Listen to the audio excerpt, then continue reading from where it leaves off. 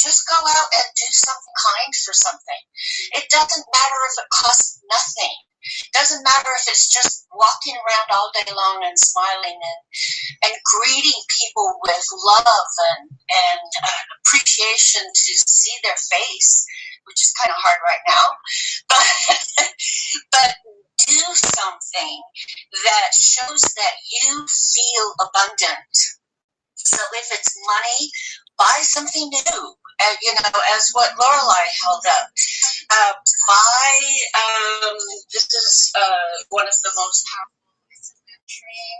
Just buy an adventuring rock, or pyrite, these are the three most powerful financial money stones, or citrine.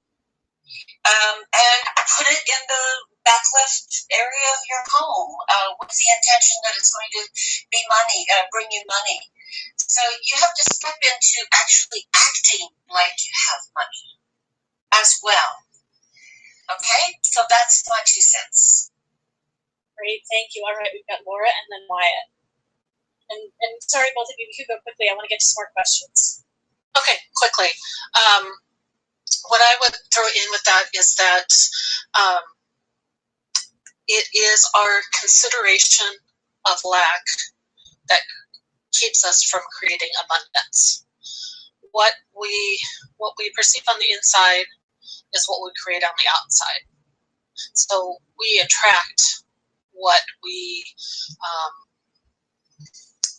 attract what we feel on the inside, if that makes sense. I think people that aren't afraid of making money have it come to them easily because it doesn't occur to them that they don't have it, if that makes sense. So I'll just say again, it's our consideration of lack that keeps us in lack. We create more lack because that's what we're putting out to the universe. So that's what the universe thinks we want, is lack, because that's what we're focused on. That's what we feel we deserve. So if we feel we're worthy, we can create abundance. Thanks, Sarah. All right, go ahead, Wyatt. All right, I will be super quick. So when we talk about abundance, a lot of people are wanting financial abundance. So what is really important to remember is money is energy. It is nothing other than energy. There's no negative connotations to it. There's no positive connotations to it. It's just energy. So no matter what your conditioning was as you're being raised to think about whatever money is and however you should treat money, it is but energy.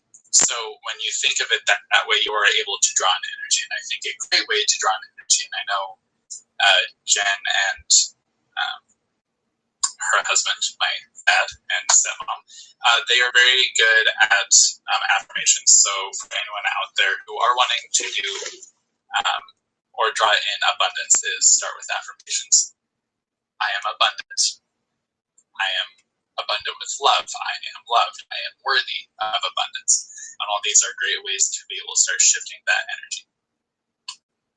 That's great. I love all these answers. I'll say super quickly too that 3 steps of manifestation are being aware of what you want, that is feeling connected to what you want, and then also to love the way it is. It's so important that you come into an acceptance and then a love of how it is. And then the 3rd step is to actually dance, kind of juicily mingle and dance with where it is and what you want. And there's just acceptance and openness, and this is part of what can be called the 3rd way, of some new way that it shows up, or some new way you have it, a new way you feel abundant that you had no idea of. And it's because you take away all of the pushing away the way it is, which can keep you stuck. So loving how it is also important. Alrighty, there's just so many answers we've all got. There's so much juice here. All right, thanks so much, Jennifer, for your question, and Wyatt, how sweet. All right, Faith, you are next. Faith, do you want to jump in and ask yourself? You might have 2 things on. Here's some background. Faith, let's see, where are you? All right, Faith, I'm asking you to unmute. And okay, your video's on. You start talking and probably come to the front. We can also ask your question for you. We just need to know that you're listening. Oh, there you are. Go ahead, start talking. Hey, you've got feedback. Do you have two devices on? So we need to turn off the sound on one of the devices. So make sure that's muted and make sure the volume's all the way off.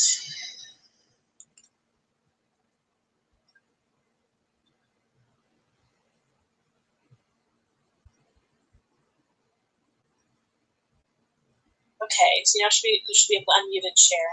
There you go. Yay, great. Go I ahead. switched and I asked the question on the first device, so I did not have issues.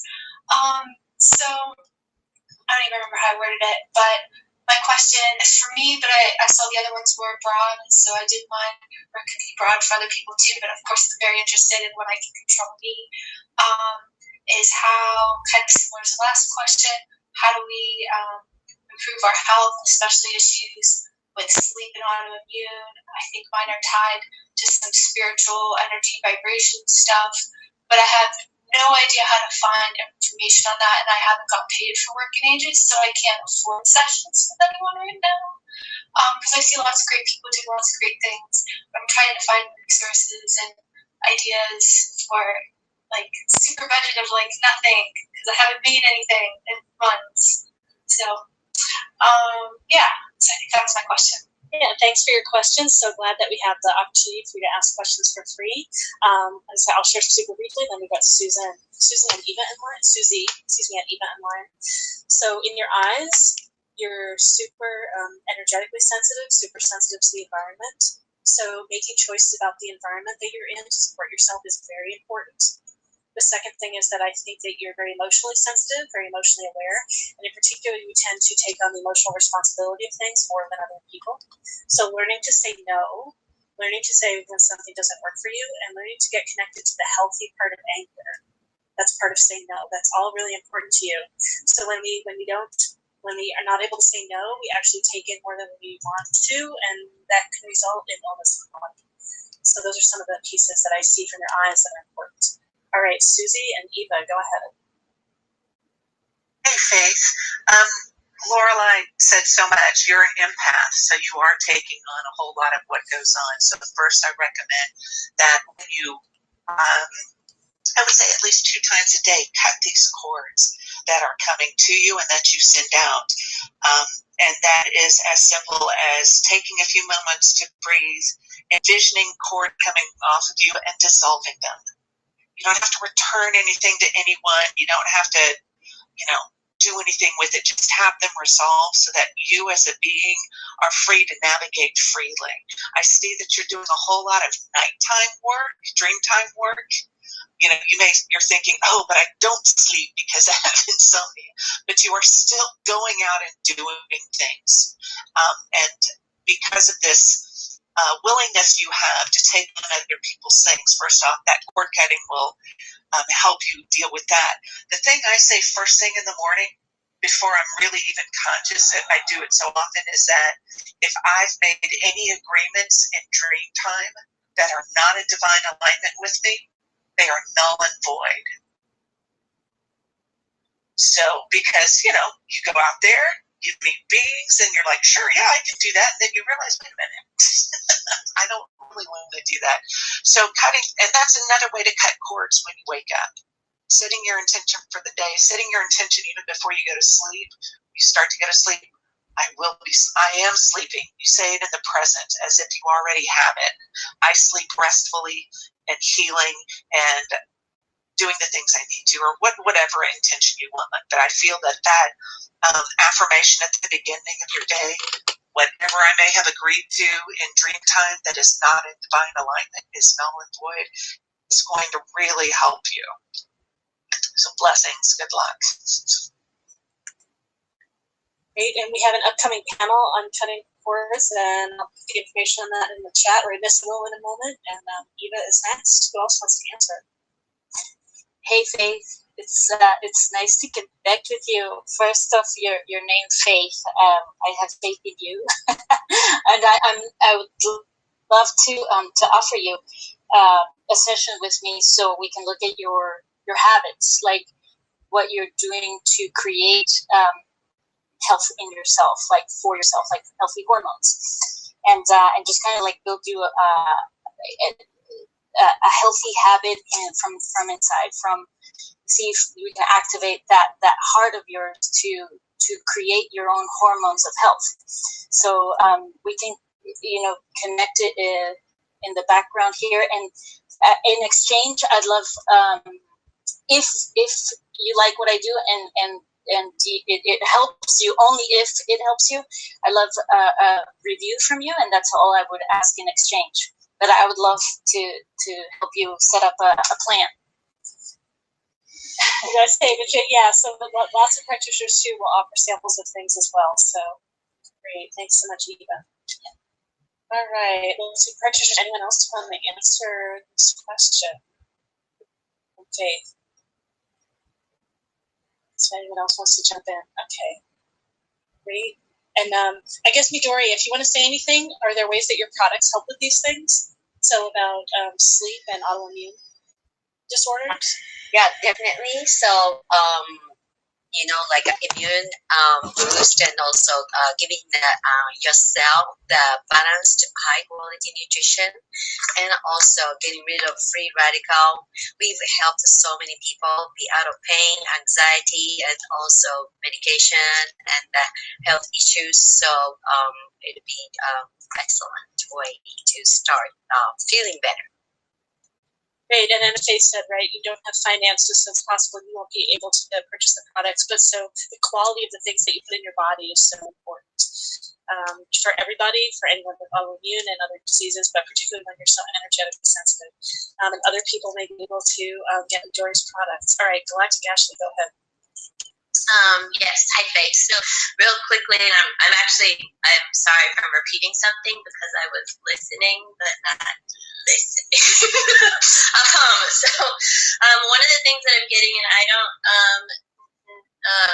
it feels to me like you're very connected with the Great Mother Mantis is coming through, so the Mantis being. So what this is making me feel like is that you have an ability, very healing hands. So when you fall asleep at night, you can imagine that light is running through you and it's coming out your hands, and you can place it on your body to where you're sleeping, or to invite calmness in. So even the food that you eat can be beneficial. So let's say like you're eating something and it's not organic, but you wish you could have organic or something, you can just use your own hands and ask that it be lifted and enlightened, or just like set the intention that it feeds and fuels your body, because you have this ability within you. And I find that people that do face challenges with their physical structure, it's because it's leading them on a path to their own self-empowerment and their own healing abilities. Because when we remember that we have these challenges, these are the portals and the gateway that lead us to our divine blueprint, so that we can express our soul's gifts, because it's more than just being an empath, but it's about walking your path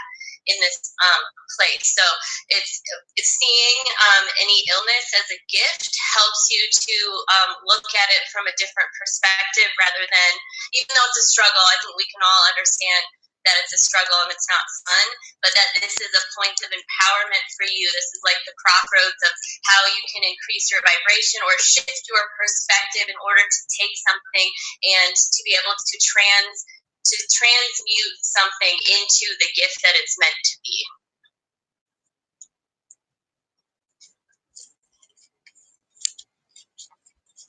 All right, great. Thanks so much for your answers.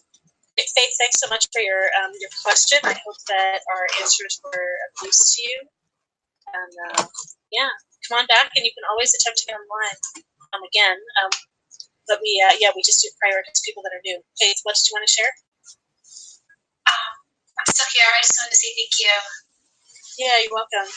Yeah, thanks so much for your question. All right, let's see. So we've got Susan Hunt. I think it's your first time. Yeah, great. Did you want to jump in, Susan?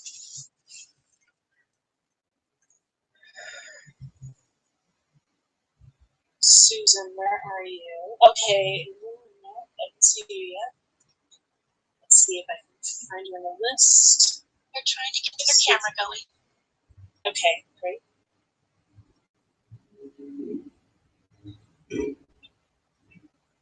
Oh yeah, the camera is not connected at all. looks like. But you can ask vocally too, and we can. I can't. I think I unmuted. Can you hear me? Yeah, we can hear you. All right, go ahead. I was trying to get the camera going. Sorry. Well, that's you in the photo, though, right? Yes. Okay, great. So someone just said walking in your path, connecting to your abilities, and my question kind of surrounds that. Looking for tips and recommended methods for sort of healing from and assimilating karmic lessons in past lives, and how to tune into your source, higher self, connecting with your spirit guides, and I don't know, just getting a clear sense of how to connect to my own intuition and fully come into my purpose. I do a lot of self-evaluation and working on personal development, and lately I've been meditating a lot and listening to a variety of meditative music to try to connect, and I just was looking for tips on how to connect more meaningfully. All right, great. Thanks for your question. Such a rich question. I'll just say briefly about your eyes as people are getting in line to answer. So you have the talents that are about emotions, intuition, motivation, passion. It's really important that you listen to your own experience. So to some extent, asking these questions is great, and then listening inside and hearing what's inside is so important. And I know for everyone, learning to trust intuition is a journey. The second thing is you have a talent that's about energetic sensitivity, creativity, pleasure, and this can be a very rebellious part, a very creative part, a very diverse part. So just in terms of your purpose, so using emotions and passion to inspire and motivate people in a lot of diverse ways, and giving them options and freedom. Yeah, listening to yourself, totally listening to yourself. All right, we've got Sandra in line and Anya in line. Go ahead, Sandra. Yeah, in my own spiritual journey, my own spiritual path, I thought I had to understand all the past lives. I had to understand what was going on, and the truth is, the only things from the past that we need to understand are the ones that we still haven't learned the lessons from. The rest of them, we don't. We're hanging on to them, and I'll go back to my metaphor of the caterpillar and the butterfly. Is the butterfly that thinks that it's still part of a caterpillar and has to go through all the steps that the caterpillar did, can't really fly. It can't really break even out of the chrysalis. So it's, to work with somebody, but also it's asking yourself, I don't know if you're really intuitive, I don't know where you're at on that level, but sometimes it's just as simple as asking, number one, is this energy that is blocking me mine? Because a lot of times it belongs to our mother, our father, our best friend, our husband, our children. It isn't even ours, and we're acting as if it is ours. But so, getting clear of is what's blocking me really mine, or have I taken on somebody's energy? The past is actually virtual reality. It's no longer here. And if we don't understand the lessons from the past, and it's a critical lesson for us, we'll repeat it over and over and over. So it's getting to what is the lesson, and it's asking. And the way that I work with it is going into gratitude, welcoming whatever it is, and giving it gratitude for whatever lesson that it has for me, and then accepting and surrendering and understanding that lesson, and let go of the past. It's virtual reality. It's not here anymore. So we don't really need to hang on to it. We just have to learn those lessons, and those lessons can then go into our unconscious mind. Just like we learn to walk, we don't think about walking anymore. You can learn that lesson and let it go into your unconscious mind and then fly. And if you find yourself, there's that lesson come up again, it's the same thing, then you know you didn't really learn the lesson. Otherwise, letting go is the key to moving forward. Great. All right. Anyone else have any answers for Susan? And by the way, Jennifer, I'm so sorry, but we're not going to be able to answer your question this time. You're welcome to come back and remind us that we didn't get you in, and we'll try to get you up towards the front next time. And some of the practitioners today in the breakout rooms might be able to give you some answers. Yeah, anyone else for Susan? Oh, Lisa is in line. Go ahead. Oh, I see Anya and then Lisa. Sorry, Anya, go ahead, then Lisa. A lot of what Sandra brought up was stuff that I got. Being able to separate your energy out from other people's energy is going to be your best way of understanding how energy hits your body, how your intuition works. Being the best way to hone it is to know what's yours and what other people's energy feels like and separating it out. Just like Sandra said, you have a lot of intuitive capabilities, and like Sandra, I'm picking up that you're taking on stuff that doesn't even belong to you, which is weighing you down even worse and making you think that you're not doing the work. Do you even know that the work you're being called to do belongs to you, or does it belong to the roommate that's really struggling with the boyfriend right now? So, like Sandra said, really being aware of you and learning how to hone your own skills and trust your own skills. That's what's hardest for any of us who are in this profession or even are intuitive or empathic, is figuring out where we begin and where other people end, and knowing the difference between those energies and being able to interpret it in the proper way. You're on the right path. And I agree a lot with what Sandra said, because that was the first thing I heard, is it's not all yours to begin with. So just be aware that you need to figure out techniques or tips or tricks that will help you to separate out what's you and what's someone else, and how to, like Sandra said, let it go. It doesn't belong to you. It's not even yours to begin with.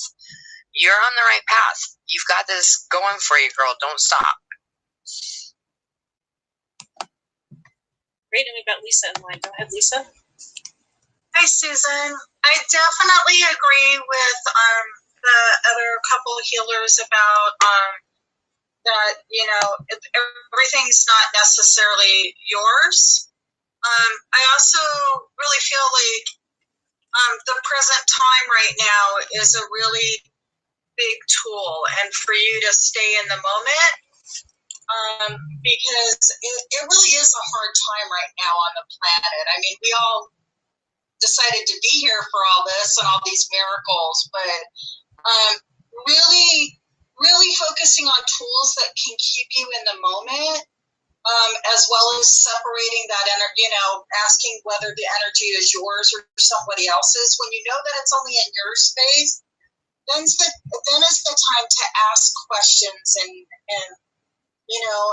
make them really simple and just one step in front of the other. You don't have to, your purpose can be just being at your highest vibration right now. I'm just going to leave you with that. All right, great. Thanks so much. Thank you so much for your questions, everyone, and practitioners, for all your answers. And yeah, Jennifer, hopefully we'll be able to get you some answers in the breakout rooms. All right, let's see. So we are to the next stage of our event. So a couple things. So we just put a message in the chat. Thank you, Anissa, for nudging me. We do this for free. All of this is available for free. You can support us by doing sessions with the practitioners or purchasing products, signing up for trainings, and then also if you want to contribute monetarily to helping run these events and helping us advertise the next one, that would be great. So information for giving us donations is in the chat. And please sign up for sessions and buy products with the practitioners, sign up for trainings. Let's see. So I know the talks have been going through the chat. There's also, maybe I'll spotlight it for a moment. In here in this room, there is a list of all the talks. This is going to float in the main room, so you can always come here and see this. And it'll get moved up so you can see the ones at the end later. And we also have, floating here, we have, here again, spotlight. Oh, it's not on. I can't spotlight it. Well, the schedule is also in one of the little rooms too, or one of the little, I can't think. Someone in Zoom shows the schedule right now, and there's also a room where you can go the fair schedule and the talks. And when we get into the breakout rooms, and Anissa, that one needs to be a co-host. I don't remember if we did that. And we need to make some practitioners co-hosts, so just remember too. So anytime that you need to check out the schedule, you can always go to that room and look at the schedule, or you can come into the main room and Anissa will be able to help you with that too.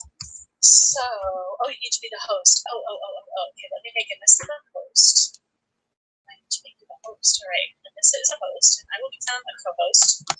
And all these logistics behind the scenes, you all have no idea what we're doing. So we have breakout rooms set up, and we're going to be moving to breakout rooms here in a moment. So there's a whole set of breakout rooms. Let me take a look at it right here. So you're going to be able to move yourselves to the breakout rooms if you're able to. And so if you click on the bottom of the screen where it says breakout rooms, you might get a panel that opens and you can see all the rooms, and then either to the right of all the different names, it'll say join. You can click that to go, or if you hover over it, it'll say join. The rooms are numbered, and they have the practitioners' names and they have the practitioners' modalities, and those are the public rooms. You're welcome to go in and out of the public rooms as much as you want. Don't feel any pressure to stay or anything like that. Everything in those rooms should be free unless a practitioner tells you something's by donation. And then there are a whole set of private session rooms. The private session rooms have the practitioner's initials in front of them, and they say private session. So you'll know to not enter into one of those unintentionally and interrupt someone. And it looks like some private sessions have already been happening. Very exciting. So you're going to be off, able to move around as much as you want from space to space. There are so many talks. Talk with practitioners. When a room is fairly empty, it's a great opportunity to have one-on-one or just a 3-to-1 conversation with a practitioner to learn more about who they are and what they do. And it's a great time to sample and find out who people are and find out who you want to do deeper work with. All right, so Anissa is going to let's see, so practitioners, you're welcome. I'll go to your rooms, and then Anissa will help people get into rooms if you don't know how to move yourself. If you're on a phone, tap your phone, and I think the top left corner says breakout rooms. Sometimes people have to get moved to the first room in order to be able to move themselves, so Anissa will be helping figure all that out. And then Geo is also here. I think she says A:"G is her name, so yeah, they'll be available to help. I'm going to do just a quick Okay, why is this not on to the rest of the fair? And so those of you that are going to be watching this by video, notifiers? BeWeFairs.com. Come check us out for more events. We have lots of panels and many more fairs. And practitioners, I look forward to seeing you in later parts of the fair. We may visit each other's rooms. And anytime you don't have someone in your room,